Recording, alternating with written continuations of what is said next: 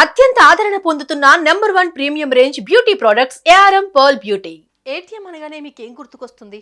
డబ్బులు గుర్తుకొస్తాయి. అందుకు కారణం అర కిలోమీటర్కు ఓ బ్యాంక్ ఏటీఎం ఉండటమే. ఈ ఏటీఎంతో పాటు రీసెంట్గా మరో ఏటీఎం కూడా ఫేమస్ అయింది. అదే గోల్డ్ ఏటీఎం. డబ్బులు ఇస్తే ఆ ఏటీఎం గోల్డ్ ఇస్తుంది. ఈ రెండూ మనకు తెలిసిందే. మరి ఎప్పుడైనా రైస్ ఏటీఎం గురించి విన్నారా? రైస్ ఏటీఎమా? ఎలా ఉంటుంది? ఎలా పనిచేస్తుంది? ఇందుకు ఎక్కడుంది అనేదేగా మీ doubt. Let's have full details.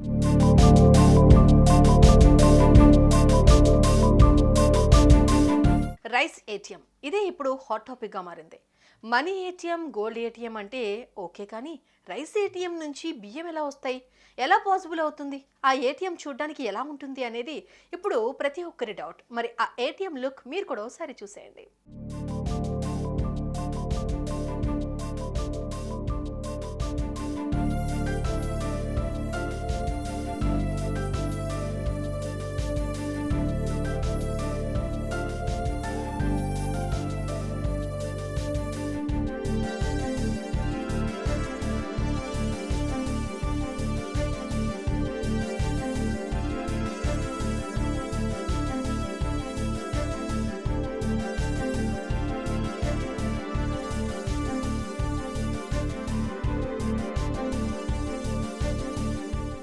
చూసారుగా, అలా ఉంటుందన్నమాట ఈ ఏటీఎం.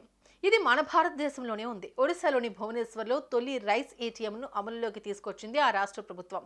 ఇందులో నుంచి డైరెక్ట్గా బియ్యం తీసుకోవచ్చు. రేషన్ షాపుల ముందు గంటల తరబడి వెయిట్ చేయక్కర్లేదు. షాప్ ఎప్పుడు తెరుస్తారా అని కళ్ళు కాయలు కాచే వరకు ఎదురు చూడాల్సిన పని లేదు. జస్ట్ చిన్న ప్రాసెస్తో బియ్యం తీసుకోవచ్చు.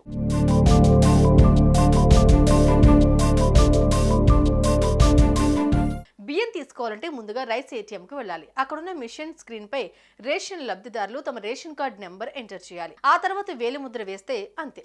సింపుల్ గా అందులో నుంచి వచ్చే బియ్యాన్ని మన సంచిలో నింపుకోవచ్చు. ప్రతి రేషన్ కార్డు లబ్ధిదారుడు ఏటీఎం ద్వారా ఒకేసారి 25 కిలోల బియ్యాన్ని తీసుకోవచ్చు.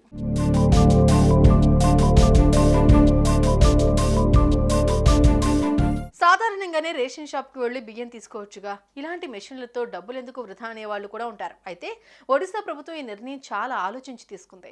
బియ్యం కోసం రేషన్ దుకాణాల ముందు గంటల తరబడి నిలబడాల్సిన అవసరం ఉండదు. అంతేకాక అక్రమ రవాణాకు పూర్తిగా అడ్డుకట్టపడే అవకాశం ఉంటుంది. ప్రజలకు ఇబ్బందులు లేకుండా, రేషన్ అక్రమ రవాణా అవ్వకుండా చాలా తెలివిగా ఈ నిర్ణయం తీసుకున్నారు.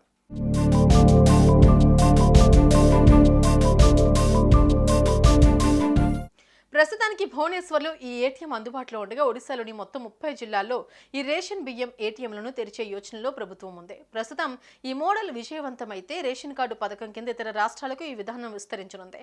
ఆ ప్రకారం ప్రజలకు ఇబ్బందులు లేకుండా, అవినీతి జరగకుండా ఉండేందుకు ప్లాన్ చేస్తోంది.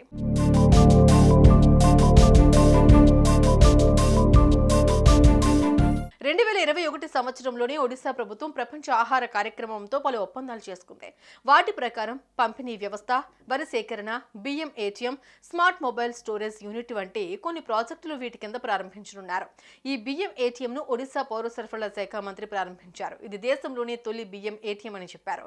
ఇది విజయవంతమైతే రానున్న రోజుల్లో అన్ని జిల్లా కేంద్రాల్లోనూ ఏర్పాటు చేస్తామని తెలిపారు.